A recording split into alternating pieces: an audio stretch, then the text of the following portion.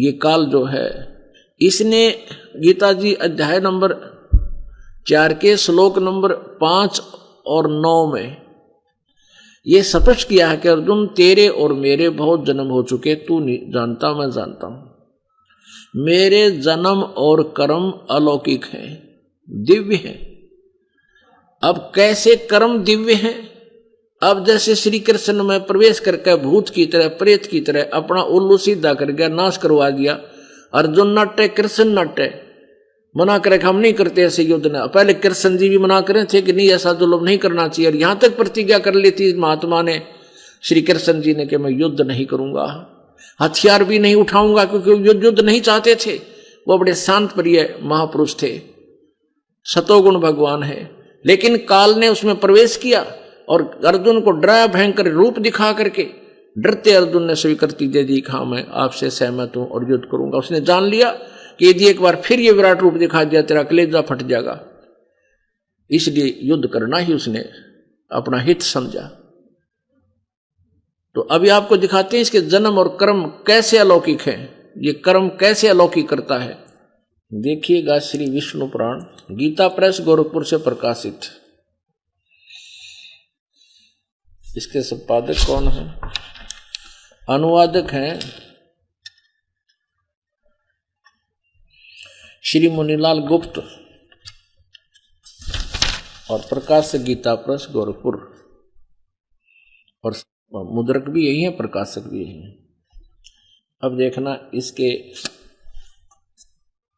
233 पृष्ठ पे ये चतुर्थ अंश, अध्याय नंबर 2, पृष्ठ नंबर 233 पे, या नीचे आइएगा।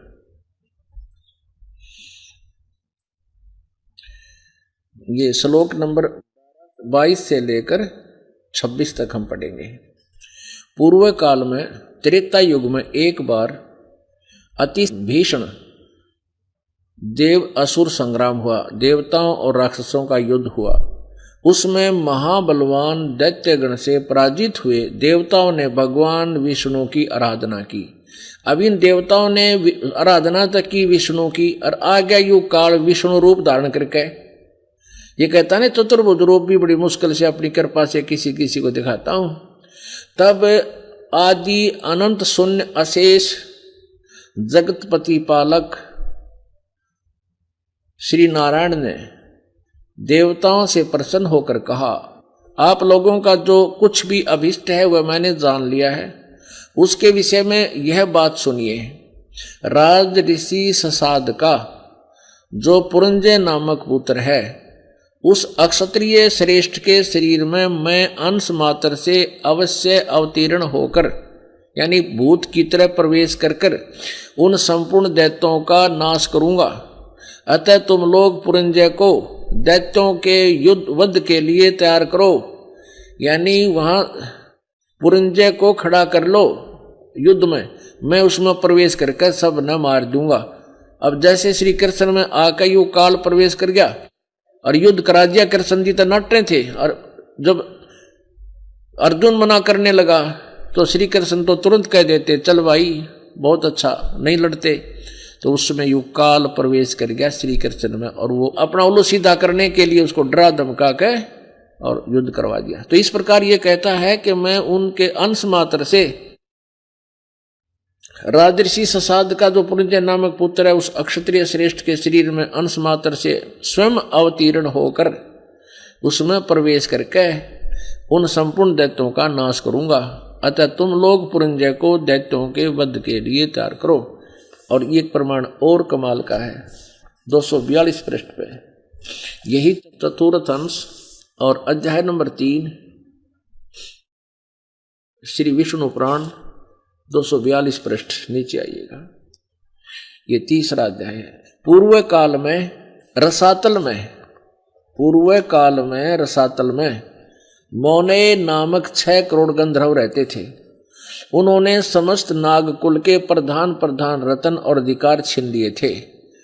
गंधर्वों के पराक्रम से अपमानित उन नागेश्वरों द्वारा स्तुति किए जाने पर उसके श्रवण करने से जिनकी विकसित कमल सदृश आंखें खुल गई हैं, निद्रा के अंत में जो जागे हुए उन जलसाई भगवान सर्वेश्वर को प्रणाम करके उनसे नागगण ने कहा, यानी विष्णु रूप में आज्ञायु काल, भगवान इन गंधर्व से उत्पन्न हुआ हमारा भय किस प्रकार शांत हो।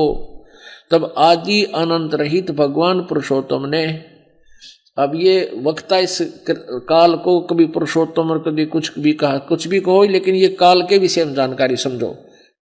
अब आदि अंत रहित भगवान पुरुषोत्तम ने कहा, इस काल ने कहा विष्णु रूप में प्रकट होकर, क्योंकि ये विष्णु पुराण चल रहा है। योनासव के पुत्र मानधाता का जो पुरुकुत्स नामक जो पुत्र है, उसमें प्रविष्ट होकर मैं भूत की तरह प्रवेश करूंगा उसमें, और उन संपूर्ण दुष्ट गंधर्वों का नाश कर दूंगा। योनासव के पुत्र मानधाता का जो यह पुरुकुत्स नामक पुत्र है, उसमें प्रविष्ट होकर मैं उन संपूर्ण दुष्ट गंधर्वों का नाश कर दूंगा। पुणात्माओं, ये गीता ज्ञानदाता कह रहा है कि मेरे जन्म और कर्म दिव्य हैं। अब कर्म दिव्य ऐसे हैं कि ये स्वयं किसी के सामने नहीं आता। अभी आपने गीता जी अध्याय नंबर 7 के श्लोक नंबर 24 और 25 में आंखों पढ़ा और दास से सुना, और ये ऐसे कर्म करता है किसी दूसरे में प्रवेश करके, और सब कुछ करना वो कर जाता है, और स्वयं किसी के समक्ष अपने यथार्थ रूप पर नहीं आता। ये कहता चतुर्भुज रूप में भी मैं कभी किसी पर अनुग्रह करके बेशक दर्शन दे दूं, ना कोई जप से, ना तप से, ना क्रिया से, ना दान से, यानी भले के लिए तो मैं किसी दर्शन दूं को ना। फेसबुक पर हमारे पेज अमर बोध को लाइक करें और यूट्यूब पर अमर बोध चैनल को सब्सक्राइब जरूर करें। संत रामपाल जी महाराज से निःशुल्क नाम दीक्षा लेने के लिए हमारे इन नंबरों पर संपर्क करें। घर बैठे निःशुल्क ज्ञान गंगा या जीने की राह पुस्तक प्राप्त करने के लिए अपना नाम, पूरा पता और मोबाइल नंबर हमारे इन नंबरों पर SMS या व्हाट्सएप करें।